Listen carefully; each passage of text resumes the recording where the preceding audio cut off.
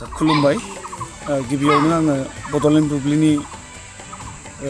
मानगोनां रिपर्टार बिथांमोनखौ आंनि गोसो गोरबोनिफ्राय फरायग्रोनाय जासिहरबाय जे जोंहा जे गाबोन 15 फेब्रुवारि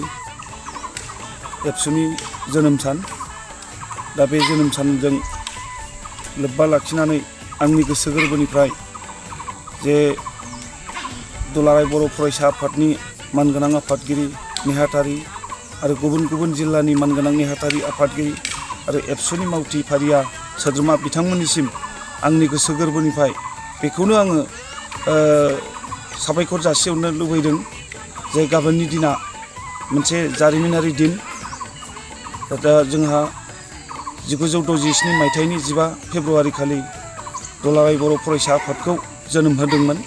दा बे दिननिफ्रायनो जागायनानै गाबोन जे 57 जोनोम सान फालिनाय दा बेयाव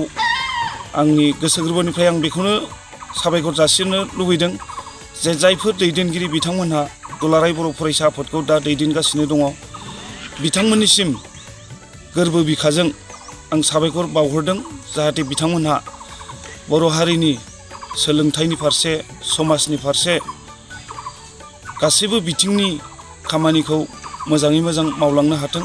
आरो समाजखौ गोजौनिफ्राय गोजौ फारसे लांनो हाथों दुलाराय बर'फोरखौनो बुहुमाव मोनसे गेरेमसा हारि दानायाव मैखोमै खामानि मावलांनो हाथों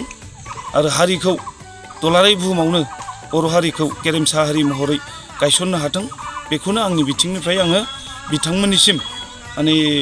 साबायखरखौ आं जासिदों जाहाथे बिथांमोनहा मोजाङै मोजां गोग्गो देहा लानानै आफादनि जे थांखि आरो नोजोर एबा मावनांगौ खामानिफोरखौ गाहामै गाहाम मावलांनो हाथों बेखौनो आंनिफ्राय आं साबायखर जासिहरदों। क'क्राझार नोगोरनि आर.एन.बी लामाजों थांनाय बागानसालि वार्ड नाम्बार 8आव रायजो राजाफोरनि गोग्गो देहा लाखिनो थाखाय सानजोरां इन्टारप्राइजआ गोदानै जेनेसा वेलनेस प्राइभेट लिमिटेड बेखेवदों। बे सानजोरां इन्टारप्राइज आयुर्वेदिक गलायाव मानसिनाव जानाय गेदेर गेदेर बेरामनि मुलिफोरखौ मोननो हागोन। किडनिकआव अन्थाइ जानाय, आथिं आखाइ जरा जरा सानाय, लिभार गाज्रि जालांनाय, मोदोमनि माननाय आरो बेनि अनगायैबो बायदि बायदि गेदेर गेदेर बेरामफोरनि मुलिफोरखौ बे सानजोरां इन्टारप्राइजआव लांफैनो हागोन। सानजोरां इन्टारप्राइजआव गासै बेरामनि मुलिफोरखौ हलसेल राङावनो लांनो हागोन। सानजोरां इन्टारप्राइज बिगोमाया फोरमायबावनाय बायदिब्ला नैबे 9954157149 जानबुं नाम्बारनि गेजेरजों नोंथांनि गोनांथि जानाय मुलिफोरखौ सुलाद लानो हागोन।